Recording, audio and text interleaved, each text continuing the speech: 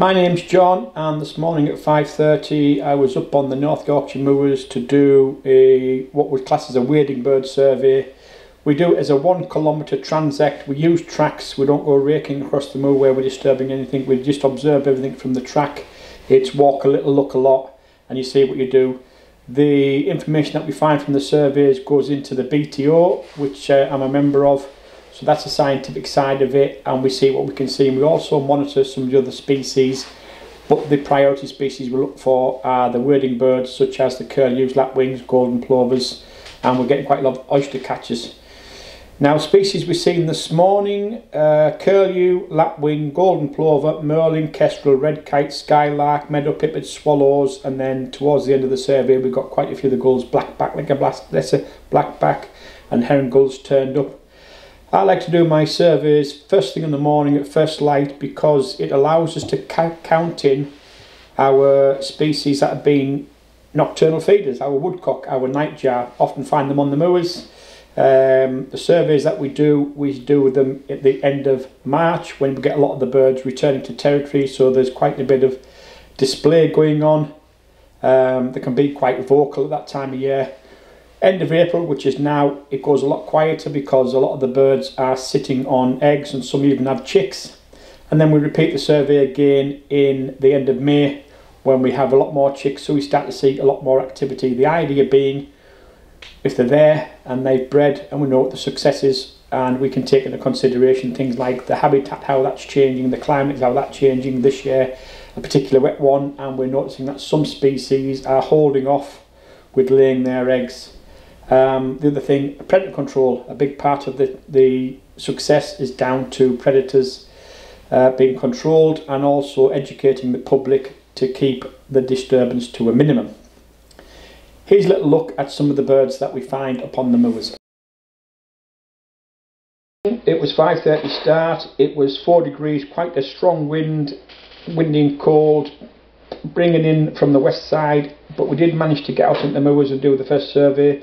Woodcock is one that we would often miss if we started later, along with another species that we often associate with the night time and also woods, but both do very well on our open moorland as well. There's our nightjar egg and our nightjar chick that we've came across over the past few years, nesting in the same area. Now the lapwing, green plover, peewit, call it as you wish, that seems to go fairly early. And then the surveys that we do at the end of March, we'll quite often see that we have the displaying. They nest early enough and they will multi-clutch during the year as well.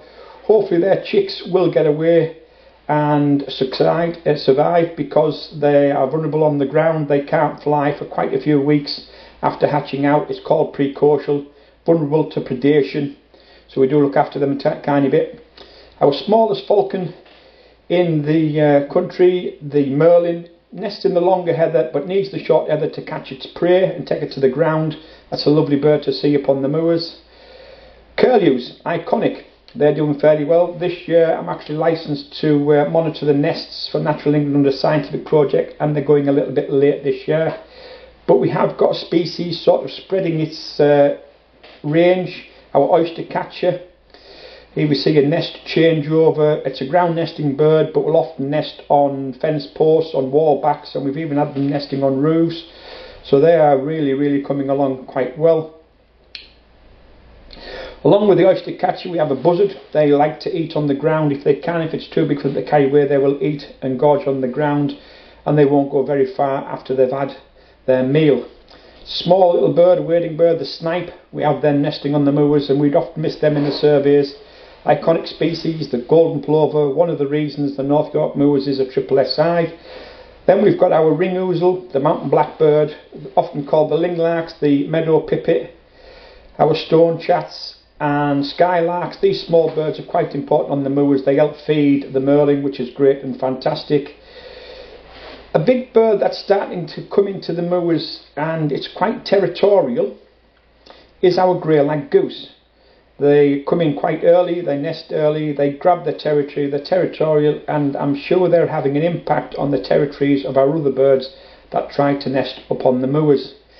So that's something we really need to be monitoring to see if everything goes okay. And we're also getting a large input of our gulls, our lesser blackback and our herring gulls are coming in, and they're having a massive impact on the success rate of many of the ground nesting species. Along with other predators like the stoat, it's always good to see that there's some control on the moors that will just keep the balance and help the nature coming along to increase the biodiversity.